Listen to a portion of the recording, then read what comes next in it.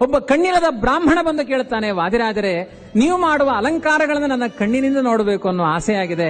ನಾನು 99 ವರ್ಷದ ಮುದುಕ. ವಾದಿರಾಜರು ಹೇಳಿದ್ರು, ನಾಳೆ ಮಧ್ಯಾಹ್ನ 12 ಗಂಟೆಗೆ ಬಾ, ನಮ್ ಕೃಷ್ಣ ನಿನಗೆ ಕಣ್ಣು ಕೊಡ್ತಾನೆ. ಎಂತ ಚಾಲೆಂಜ್! ಆ ಬ್ರಾಹ್ಮಣ ಸಾಮಾನ್ಯ ಅಲ್ಲ, ಸ್ವಲ್ಪ ನನ್ನ ಬಾಯಿ ತರ ಅವ. ಎಲ್ಲಾ ಕಡೆ ಹೇಳಿಕೊಂಡೋದ. ಪ್ರಚಾರ ಆಯ್ತು.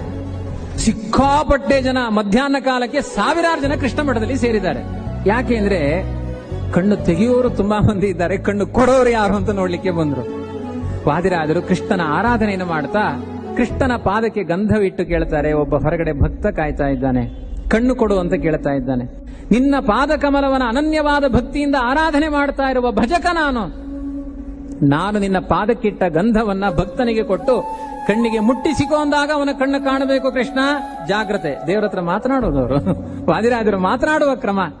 ನೀನು ಆ ಭಕ್ತನಿಗೆ ಕಣ್ಣು ಕೊಡ್ಲಿಲ್ಲ ಅಂದ್ರೆ ವಾದಿರಾಜರ ಮರ್ಯಾದೆ ಹೋಗೋದಲ್ಲ, ನಿನ್ನ ಮರ್ಯಾದೆ ಹೋಗುತ್ತೆ. ಯಾಕೆಂದ್ರೆ ಭಗವದ್ಗೀತೆಯಲ್ಲಿ ನಮೇ ಭಕ್ತ ಪ್ರಣಶ್ಯತಿ ಅಂತ ದೊಡ್ಡ ಸ್ಲೋಗನ್ ಅನ್ನ ಸೃಷ್ಟಿ ಮಾಡಿದವ್ ನೀನು.